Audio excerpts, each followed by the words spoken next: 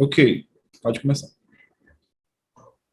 Então, a gente vai dar início à apresentação. Meu nome é Natália, sou R1 de Pediatria da UEA, sob a orientação da doutora Adriana. A gente vai falar um pouco hoje sobre sarampo na pediatria. Então, bom, o vírus do sarampo é um vírus de RNA, né? Ele pertence ao gênero Morbillivirus. Ele pertence ao gênero Morbillivirus e à família Paramyxoviridae. Ele tem um período de incubação aí de 8 a 12 dias, e isso pode chegar até a 21 dias, desde a data da exposição até o aparecimento do exantema. É importante a gente ressaltar que o homem é o único reservatório e também o único hospedeiro do vírus do sarampo.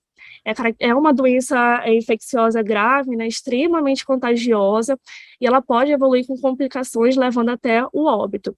É uma doença que ainda é um problema de saúde pública, e volta e meia, nós profissionais de saúde, né, estamos frente a esse diagnóstico na pediatria. Bom, nos últimos anos no Brasil, na Ásia, na Europa, foram registrados surtos de sarampo, então a gente sabe, né, que é um vírus de distribuição global, com destaque para a nossa região. O Brasil ele tinha recebido o certificado de eliminação do vírus em 2016, tudo isso pela alta cobertura vacinal que a gente conseguiu atingir, né, mas em 2018 a gente teve casos importados da Venezuela, e isso levou a novos surtos que iniciaram ali em Roraima, chegando até aqui no Amazonas. Aí eu coloquei uma tabelinha para ilustrar o número de casos, principalmente em 2018, em 2019, e também em alguns estados do Brasil. E sobre a principal faixa etária acometida, a gente percebe uma maior incidência aí entre crianças de 6 meses a 4 anos. Desde então, outros casos foram registrados, né, no resto do Brasil. E isso reforça a nossa teoria de que a cobertura vacinal ela estava bem abaixo dos 95% que são necessários. Então, em relação à transmissão, né? O sarampo ele se transmite diretamente de pessoa para pessoa, geralmente por tosse, através da tosse, dos espirros, fala, da respiração. Por isso, o contágio é muito fácil. Além das secreções respiratórias ou salivares, também é possível se contaminar através das gotículas, de partículas virais que possam estar no ar, né?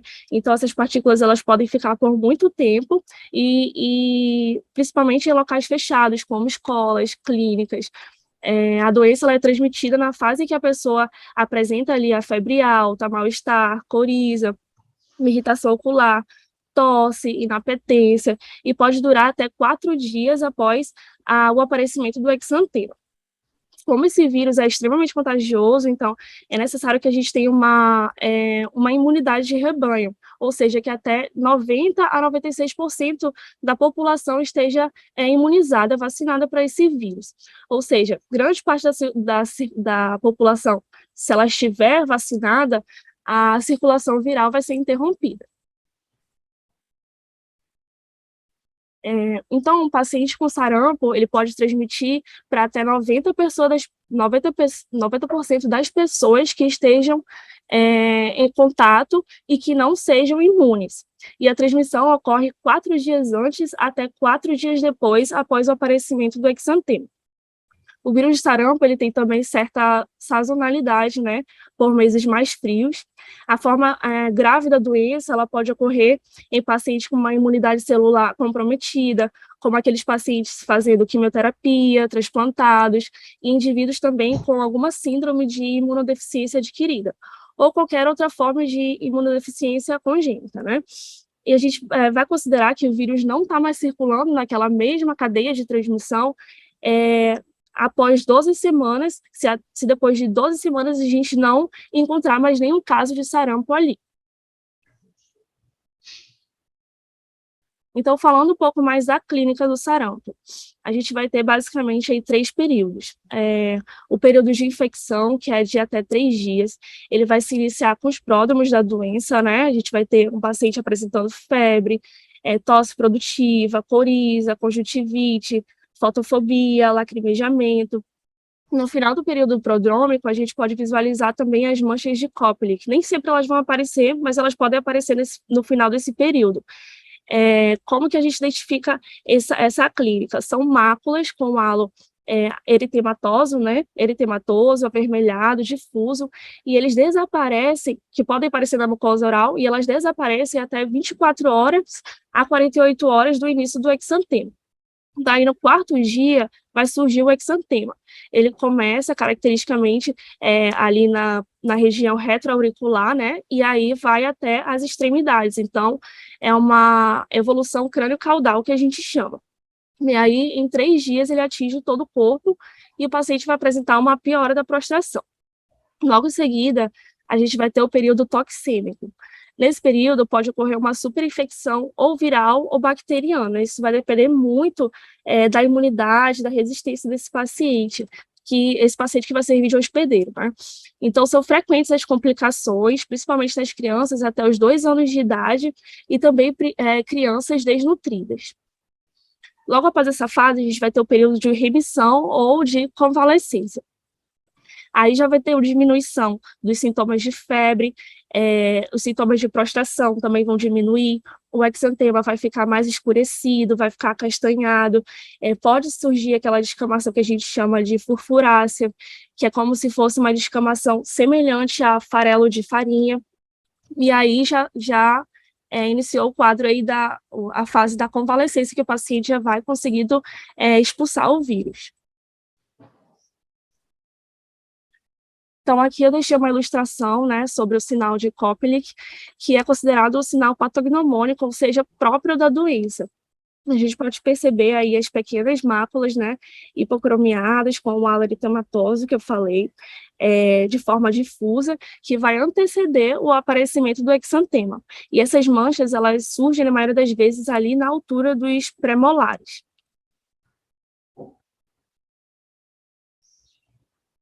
Então, quais são as complicações que a gente tem que ficar alerta, né? Se o paciente apresentar febre por mais de 3 dias, a gente tem que ficar alerta com ele. Por quê? Essa febre, durante 3 dias, ela pode anteceder o aparecimento de complicações, como infecções respiratórias, otites, doenças diarreicas, doenças neurológicas. Se o paciente apresentar essas complicações, pode ser necessário a internação, né, a hospitalização, principalmente em crianças desnutridas ou imunocomprometidas, nas quais ela podem fazer quadros mais graves, né? A pneumonia, ela vai ser Oi?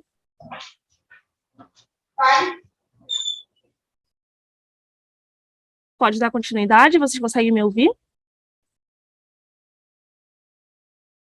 Sim, perfeitamente, Natália. Sim, Pode estamos continuar. ouvindo. Então, continuando. A pneumonia, ela vai ser a causa mais comum de morte pelo sarampo, né, em crianças, e a otite, ela vai ser a complicação mais frequente.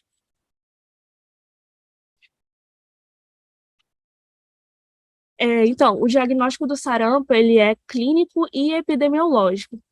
Para a gente confirmar o diagnóstico, a gente pode estar realizando o teste sorológico, né, através do método ELISA, que vai detectar anticorpos IgM e IgG. O anticorpo IgM, eles são detectados na fase aguda da doença, ou seja, nos primeiros 4 dias do aparecimento do exantema, e o IgG, ele pode ser detectado até muitos anos após a infecção. Então, o que a gente pode realizar também para a detecção e identificação do vírus, né? O PCR. Através do PCR, a gente consegue isolar as partículas virais do sarampo. Isso vai ser importante para a gente conhecer o genótipo do vírus, para a gente saber se é um caso da região ou um caso autóctone, e aí identificar se o vírus é importado ou se veio daquela região mesmo. Então, quais são as doenças que entram como diagnóstico diferencial com sarampo? E as principais doenças que a gente pode correlacionar com sarampo são as doenças que fazem, né, exantemas, doenças exantemáticas febris agudas. Então, entra aí a rubéola, o exantema súbito, a escarlatina, o eritema infeccioso, dengue, zika, enteroviroses. Então, uma história clínica bem detalhada vai ser muito importante para a gente identificar os pródromos da doença, de cada doença, né? A evolução do exantema de cada uma e a história sobre outros contactantes. Isso vai ajudar a gente a diferenciar bem um quadro de outro. Então, não existe um tratamento específico para a infecção do sarampo. O uso de antibiótico ele é contraindicado, ele só vai ser necessário se houver, né, se tiver a ocorrência de infecções secundárias. Para os casos sem complicação, a gente vai indicar somente hidratação abundante, né, o suporte nutricional adequado e controlar a febre com os antitérmicos. Ou seja, a gente vai dar todo o suporte para que essa criança consiga expulsar o vírus, né, de forma eficaz. Então, muitas crianças podem precisar de algumas semanas para recuperar esse estado nutricional devido à inapetência e à prostração. Então, nós profissionais de saúde, né, a gente deve recomendar a administração também da vitamina A para todas essas crianças com suspeita de sarampo, com o objetivo de reduzir, no caso, a mortalidade, prevenir as complicações do sarampo. E aqui eu deixei as doses indicadas nesse quadro. Então, para crianças menores de 6 meses, a gente vai recomendar 50.000 UI pela via oral, no dia do diagnóstico e no dia seguinte, a gente sempre vai fazer dessa forma, no dia do diagnóstico e no dia seguinte. Para crianças de 6 a 11 meses, a gente vai indicar 100.000 UI por via oral da mesma forma, e para crianças de 12 meses ou mais, a gente vai indicar 200.000 UI pela via oral também. Então, a deficiência dessa vitamina é um fator de risco, né, para aumentar para o aumento de internações. Então, a gente já tem muitos estudos aí comprovando o benefício da suplementação da vitamina A, né, nos casos de sarampo.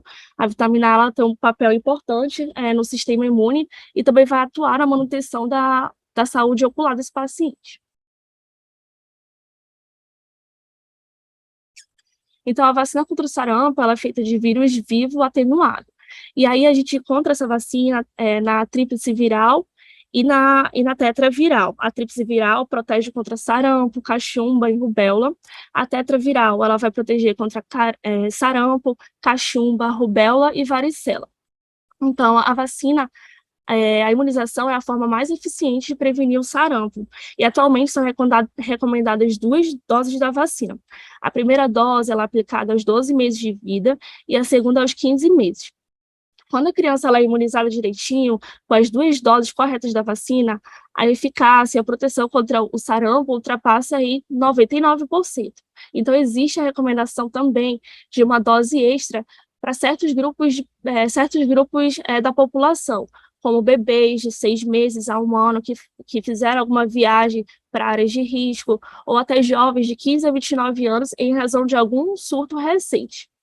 Então, a gente vai ter a oportunidade de vacinar, a gente vai ter também a oportunidade da vacinação de bloqueio, né, que é indicada para até 72 horas do contato com algum caso suspeito de sarampo, conforme a situação vacinal de cada paciente também. Isso só pode ser indicado para as crianças acima dos 6 meses e pacientes não grávidas. Então, a vacinação de bloqueio ela vai funcionar como uma medida de emergência, para poder interromper uma possível cadeia de transmissão. E é importante a gente entender também que as vacinas, elas vão, nos casos de contactantes, e que a vacina de bloqueio ela não pode ser usada nos casos suspeitos de sarampo, é apenas para os casos contactantes. Então, aqui eu deixei o esquema vacinal que a gente pode seguir para pacientes com até 29 anos, com apenas uma dose ou sem nenhuma dose. Então, como é que a gente vai fazer? Se o paciente tem entre um ano e 29 anos, com apenas uma dose, a gente vai recomendar completar o esquema vacinal com a segunda dose da vacina. Se esse paciente apresenta as 2 doses da vacina de sarampo, a gente não vai recomendar mais nenhuma. Agora, se esse paciente não tem nenhuma dose e ele tem entre 1 a 29 anos, a gente recomenda 2 doses. Se ele tiver entre 30 e 49 anos sem nenhuma dose, a gente recomenda apenas uma dose da vacina. Então, assim como a maioria das vacinas, a vacina contra o sarampo tem uma eficácia muito alta, né, em pessoas imunocompetentes, com uma taxa aí entre 95% a 99% de eficácia, apesar da gente saber de alguns eventos adversos que a vacina pode fazer, ela ainda assim é bastante segura.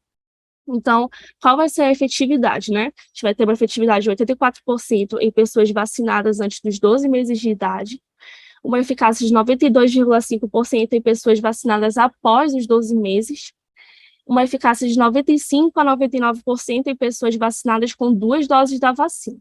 Então, é importante realizar ações que minimizem as oportunidades perdidas da vacinação, otimizando a vacina especialmente por meio da busca de pessoas não vacinadas, ou com o esquema incompleto para sarampo, conforme sugere o calendário nacional de vacinação. E quando que a gente pode utilizar a imunoglobulina, né? Ela é utilizada para reduzir o risco de adoecimento e complicações pelo sarampo, né? Mas só em grupos específicos da população que tenham tido exposição à doença. Aí a gente pode indicar a imunoglobulina nos primeiros 6 dias após a primeira exposição. Então, a gente considera um indivíduo exposto aquele que teve contato com o caso de sarampo durante o período de transmissibilidade, ou seja, 6 dias antes do início do exantema até 4 dias depois. E quais são os grupos que a gente vai indicar a imunoglobulina? Aí vai entrar aqui crianças menores de 6 meses, gestantes sem esquema vacinal ou esquema incompleto, e imunocomprometidos sem imunidade prévia, ou para imunodeprimidos graves, independentes da história vacinal.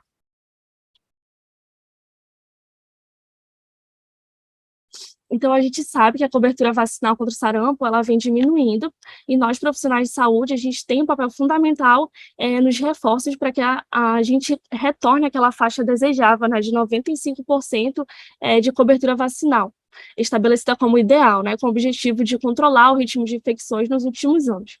Então, a mensagem aqui é deixar bem claro que a vacina é a principal medida preventiva contra o sarampo, e é muito importante que a gente informe a população por meios de comunicação a respeito de como se transmite o sarampo, né? O nosso objetivo é fazer com que haja uma imunidade de rebanho, uma imunidade de grupo, e também informar sobre a importância da notificação desses casos.